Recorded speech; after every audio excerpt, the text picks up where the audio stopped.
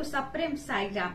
आसंतु सुनिबा आजिर प्रशांति अनुचिंता प्रकृत भक्ति कण एवं इहाकु अभ्यास रे परिणत करिबा पई आमी किपरि प्रस्तुत बा प्रयास करिबा आवश्यक।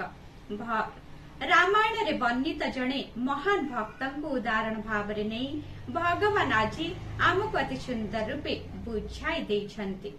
भक्तिर अर्थ कोनसी पूजा पाठ करिबा किंबा परंपरा को पालन करिबा नुहे। भगवान का प्रति अविचलित प्रेम को ही प्रकृत भक्ति बोली कहा जाए। आहुरी मध्य एहार अर्थ अनुशासन गुड़ी को पालन करिबा एवं भगवान का इच्छा को श्रद्धापूर्ण भाव रे ग्रहण करिबा अटे। राम को अनुसरण करी लक्ष्मण वनस्थ को जाइथिले कारण से तांकु निज जीवन श्वास बोली भाबुथिले। चित्रकूट पर्वत रे पहुंचीबा परे लक्ष्मण को गोटिए कुटीर निर्माण करिबा निमंते श्री राम आदेश देले। कुटीर निर्माण करिबा पई एक स्थान देखाइबा पई लक्ष्मण पचारिबारु राम कहिले तुम पसंद जे कोनोसी स्थान रे निर्माण कर। एहा सुनी लक्ष्मण अत्यंत दुखित हेले। से कहिले मु केउ प्रकार पाप करिछि जहा द्वारा मोते तुमठारु एपरि कठोर शब्द गुड़िक शुणिबाकु पडुछि। मु तुम इच्छा आगरे निजको समर्पण करि नाही कि मोर किछि निजस्व इच्छा ओ अनिच्छा रहिछि कि। लक्ष्मणक एपरि अवस्था देखि सीता कहिले लक्ष्मण तुमे काहेकि एते अस्थिर होई जाउछ। राम तुमको आघात करि नाहंती कि तुमको भर्त्सना करि नाहंती।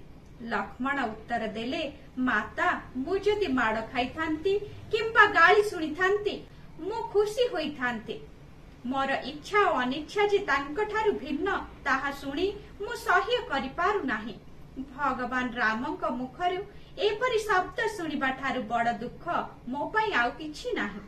एही घटना लक्ष्मणकर भक्तिर गभीरता एवं संपूर्ण समर्पण को दर्शाई थाए। समर्पणर तात्पर्य हेउछि जणे व्यक्ति दिव्य शक्ति इच्छा सहित एकाकार होई जिबा उचित। दिव्य निर्देशर तात्पर्य गुड़िकु बिना प्रश्न रे पालन करिबा आवश्यक। ताहा ही प्रकृत भक्तिर लक्षण। उक्त दिव्य संभाषणटी भगवान जनवरी 14 तारिख 2000 मसीहा रे सूचाई देथिले। कहिबार तात्पर्य जीवन केवल सुख एवं आरामदायक परिस्थितिर एक अविच्छिन्न श्रृंखला हेबा उचित बोली आशा करिबा भक्तिर लक्षण नुहे। जय साईराम।